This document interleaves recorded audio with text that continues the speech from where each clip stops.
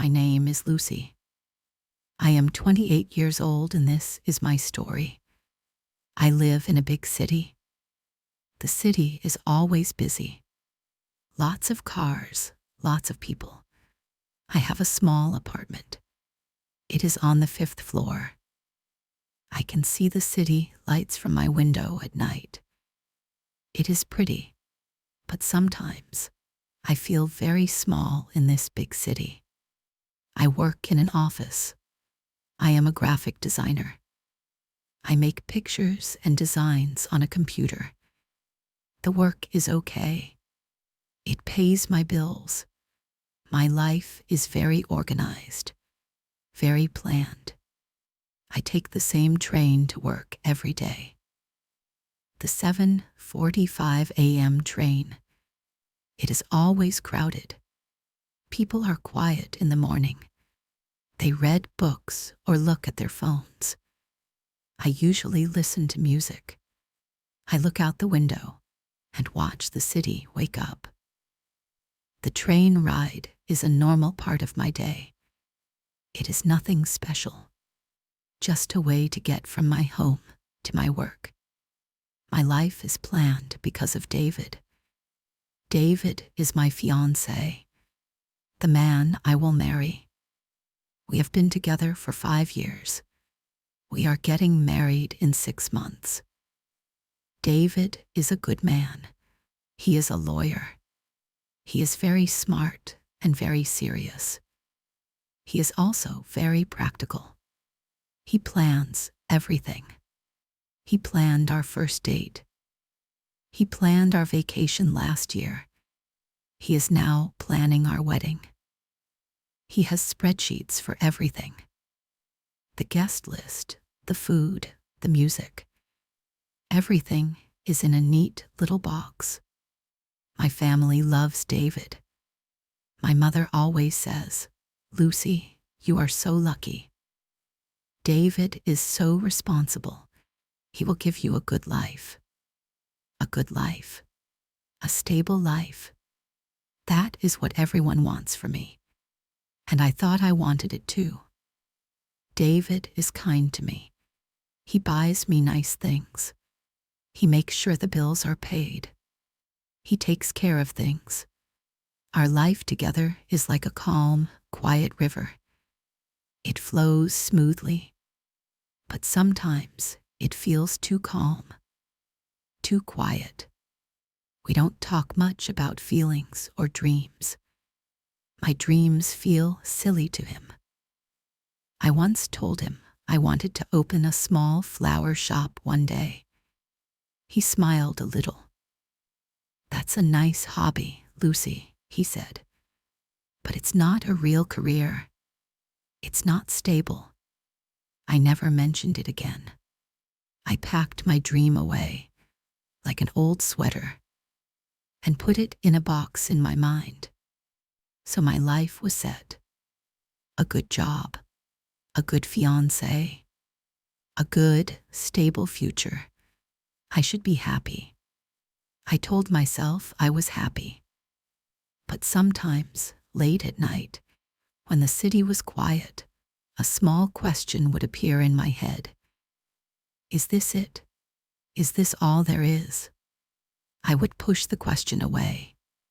I would look at the beautiful diamond ring on my finger. David gave it to me. It was expensive. It was perfect. I was lucky. I should be grateful. Then one morning, everything changed. It was a normal Tuesday. I was on the 7:45 a.m. train. It was crowded, as usual.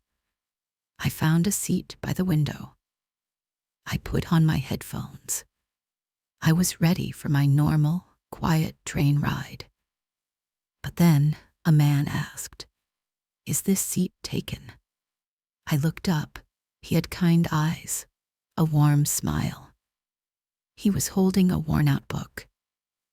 "No, it's free," I said, taking off my headphones. He sat down next to me. The train started moving. We were quiet for a few minutes. I could feel him there. It was strange. I am usually invisible on the train, just another face in the crowd. But I felt seen. He looked at the book in my lap. It was a book of poems. "That's a good one," he said. His voice was soft. I was surprised. "You've read it?" I asked. "Yes," he said, smiling again. I love her work. The way she uses words, it's like painting. Painting with words. I had never thought of it that way. David never read poetry. He said it was not practical. We talked about the book. Then we talked about other books. He asked me what I did for work. I told him I was a graphic designer. His eyes lit up. "Oh, that's amazing," he said. "You create things. You make the world more beautiful." No one had ever described my job like that. To David, it was just a good, stable job. To this man, it was art. My station arrived too quickly. "This is me," I said, standing up. "It was really nice talking to you," he said. "My name is Ethan, by the way." "I'm Lucy," I said. I smiled. A real smile. It felt different. As I walked off the train, I felt a strange lightness in my chest. For the rest of the day, I couldn't stop thinking about our conversation. Ethan. The next day, I got on the train. I looked for him. My heart was beating a little faster. I didn't see him. I felt a small pang of disappointment. The train ride felt long and quiet again. The day after that, I saw him. He was standing near the door. He saw me and smiled. That same warm smile. I felt my face get warm. He walked over. "Lucy, good morning," he said. "Good morning, Ethan," I replied. He found a seat, and I sat next to him. We talked again. This time, I asked him what he did. He told me he was a musician. He played the guitar in a small band. He also taught music to children. A musician. David would say that is not a stable career. But when Ethan talked about it, his face was full of passion, full of life. Our train rides became our special time. We talked every morning we saw each other. I learned so much about him. He loved to travel. He had been to many countries. He showed me pictures on his phone. Pictures of mountains and oceans and busy markets. He told me funny stories. He made me laugh. I hadn't laughed like that in a long time. A real, deep laugh that comes from your stomach. I told him things I never told anyone. I told him about my dream of the flower shop. He didn't say it was a hobby. He said, "I can see you doing that. You have a good eye for beauty. You would make it a wonderful place." He made my dream feel real, possible. With Ethan, I felt like myself. The real Lucy. Not the practical, engaged Lucy. Just Lucy. The girl who loves poetry and dreams of flowers. The feeling was wonderful. But it was also terrifying.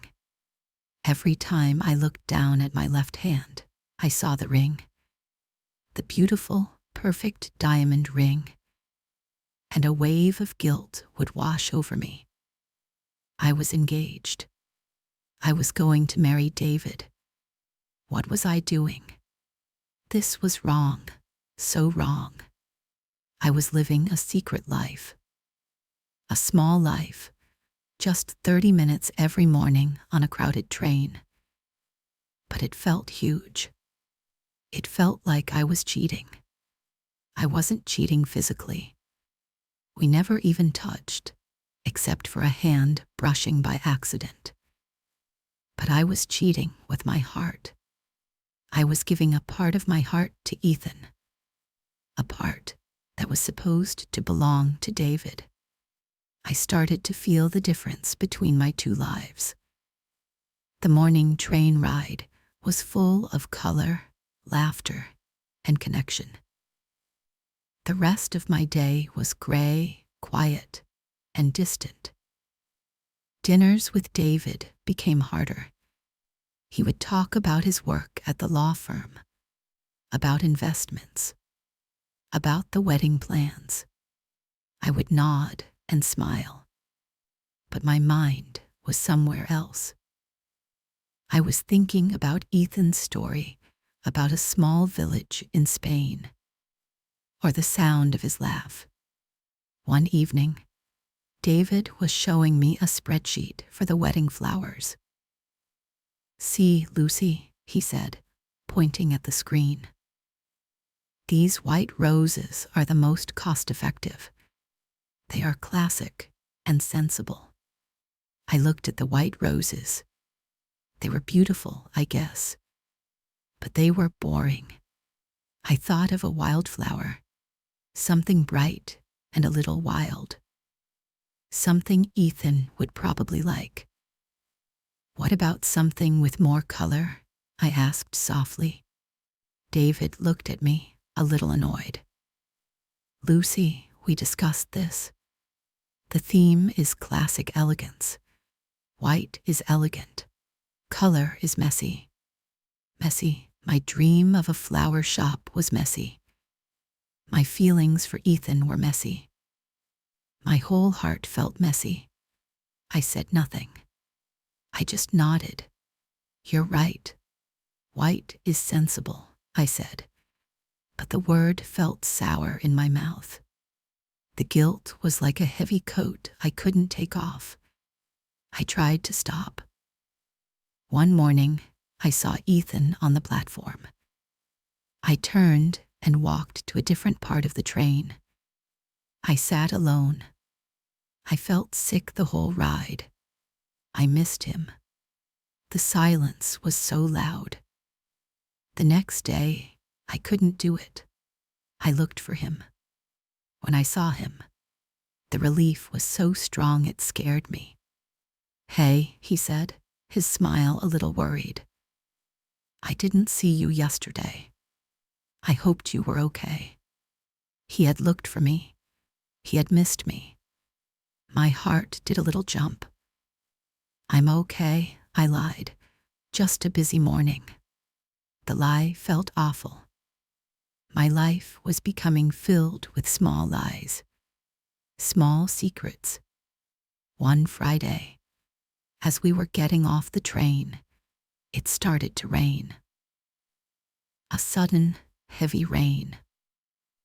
We stood under the small roof of the station entrance with many other people. "I have an umbrella," Ethan said. He opened a large, black umbrella. "Where are you going?" "I can walk with you." My office was just 2 blocks away.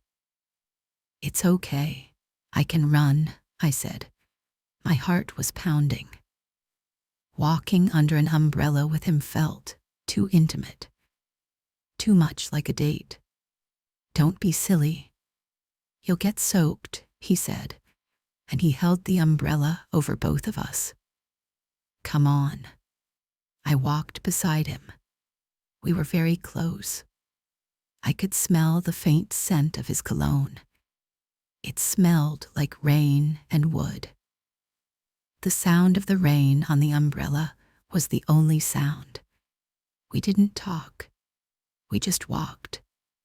It felt so natural, so right. When we reached my office building, he walked me to the door. "Here you are," he said softly. "Thank you, Ethan," I whispered. I looked up at him. His kind eyes looked at me. For a moment, I thought he was going to say something more. I wanted him to. I also didn't want him to. The moment passed. "Have a good weekend, Lucy," he said. "You too." I watched him walk away in the rain. I touched my cheek. It was wet. I wasn't sure if it was from the rain or from a tear that had escaped. I went into my office. I sat at my desk. I looked at my engagement ring. It didn't feel like a promise of a happy future anymore. It felt like a chain. That weekend was long and difficult. David had planned a dinner with his parents. They were nice people. They talked about the wedding. They called me their daughter. I smiled and said all the right things. I felt like an actor in a play about a happy, engaged woman. But inside, I was screaming. I knew I couldn't live like this. The lie was eating me from the inside out. It was not fair to David. He was a good man. He didn't deserve this. He deserved a woman who loved him fully, with her whole heart. And it was not fair to me. I deserved a life that felt real, not a life where I had to pretend. And it wasn't fair to Ethan either, to be my secret escape. I was scared, so scared. To leave David would be to destroy this perfect, stable life everyone thought I wanted. It would mean disappointing my parents. It would mean being alone. It would mean starting over. The thought was terrifying. But the thought of marrying David, of living this lie for the next 50 years, that was even more terrifying. Something had to change. I had to make a choice. The calm, quiet river of my life was about to meet a waterfall. I didn't know if I would survive the fall, but I knew I couldn't stay on the river anymore. I had to jump. The weekend was over. Monday morning arrived, cold and gray. My heart felt like a heavy stone in my chest. I had a decision to make, and it was the hardest decision of my life. I couldn't sleep the night before.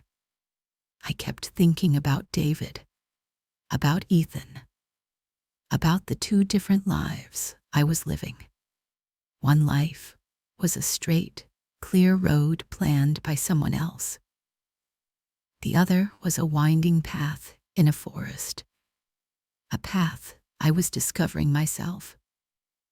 I knew which path felt like home, but getting to it was going to hurt. I got on the train. The 7:45 a.m. train. I saw Ethan. He was reading his book. When he looked up and saw me, he smiled. My heart ached. Today, I couldn't enjoy our conversation. I couldn't escape into our little world, because my real world was about to break. "Are you okay, Lucy?"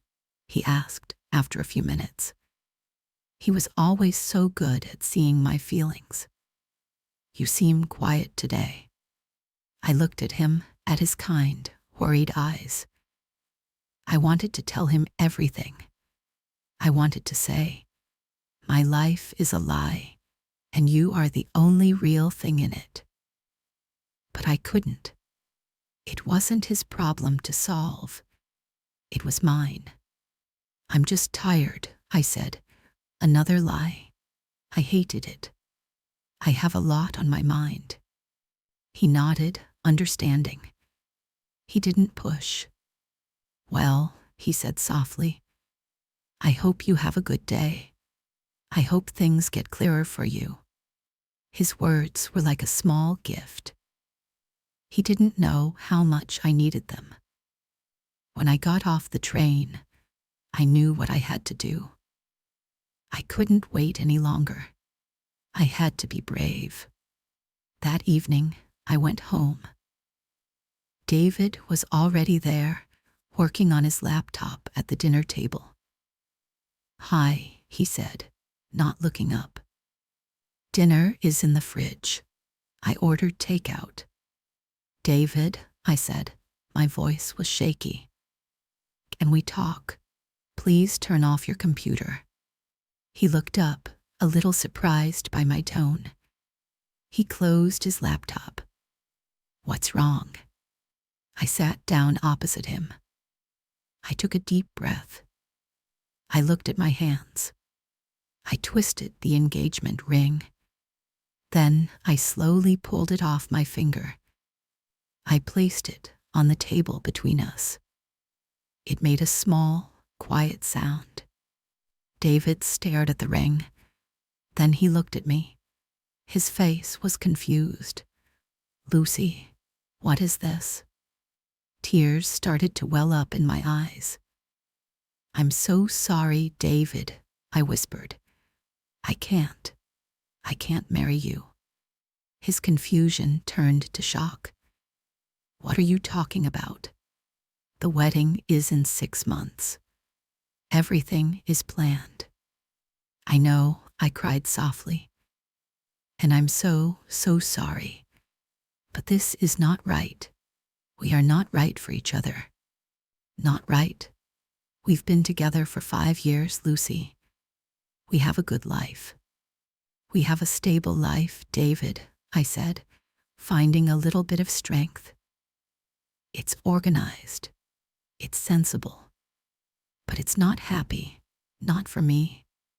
I'm not happy."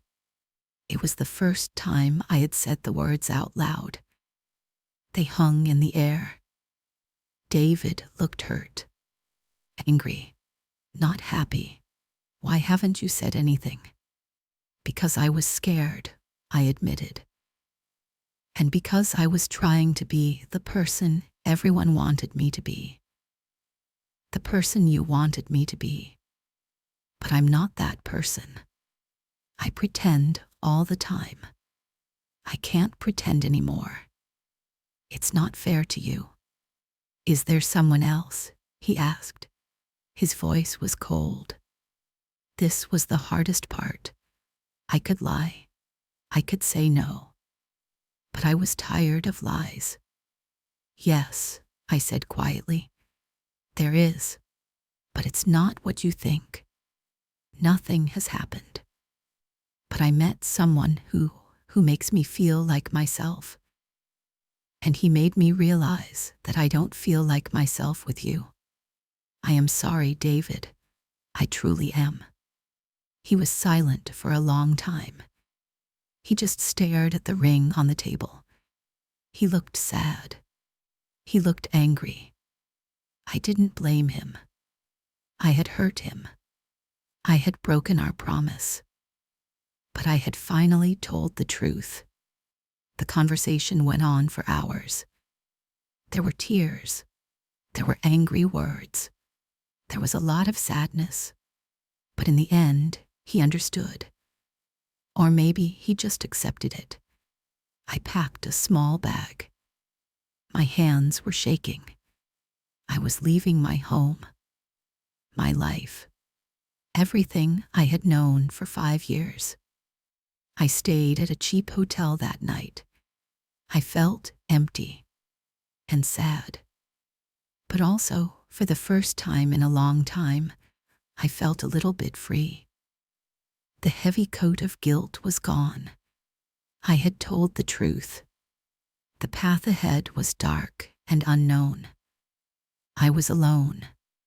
I was scared. But it was my path. I didn't take the train the next day. I couldn't face Ethan. Not yet. I called my office and said I was sick. I needed time to think, to breathe. What about Ethan? Did I leave David for him? No. I left David for me, for the chance to be the real Lucy. Ethan was just the person who held up a mirror and showed me who I was. He showed me what was missing. After a few days, I found a small apartment to rent. It was much smaller than the one I shared with David. It was a bit old, but it was mine. I started to build a new life, a simple life. I went back to work. I started taking the train again. I was nervous. What if I saw him? What would I say? For a week, I didn't see him. I wondered if he had changed his schedule. I felt a pang of sadness. Maybe our chapter was over. Maybe it was just a short story on a train. Then one morning, I saw him. He was getting on the train as I was. Our eyes met. He smiled, that familiar, warm smile. He came and sat next to me. "Hi," he said. "I missed seeing you." I looked down at my hands. My left hand felt so bare, so light. "Hi, Ethan," I said. "I missed you too." "Is everything okay?" he asked gently. I took a deep breath. No more lies. "A lot has changed," I said. "I'm not engaged anymore. I ended it." He was quiet for a moment. He looked at me, his expression soft. "I'm sorry if it was painful," he said. He didn't ask why. He didn't assume it was about him. He just offered kindness. "It was," I said honestly. "But it was the right thing to do.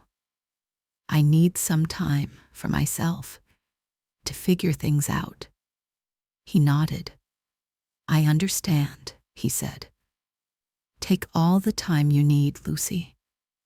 But if you ever want to get a coffee, away from the train, I would really like that." My heart felt so full. A small, hopeful smile appeared on my face. "I would like that too, Ethan," I said. "I really would." We continued to take the train together. We continued to talk. But things felt different. Lighter, more honest. There were no more secrets. There was no more guilt.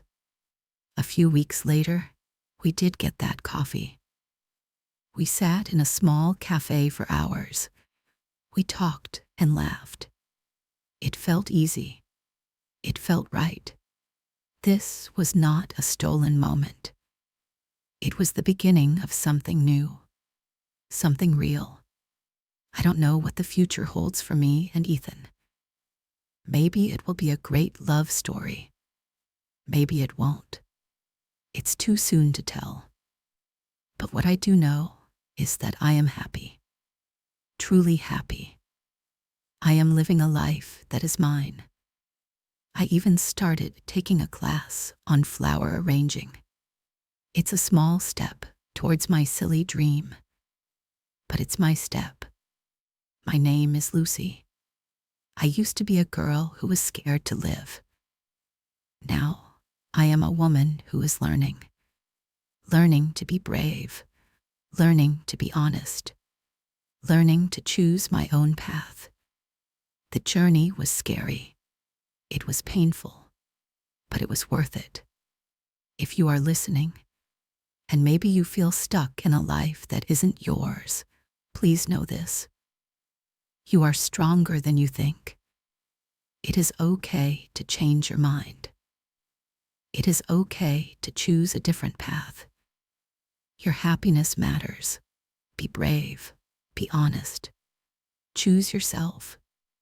It might be the hardest thing you do, but it will also be the most important. Keep going. You can do this too.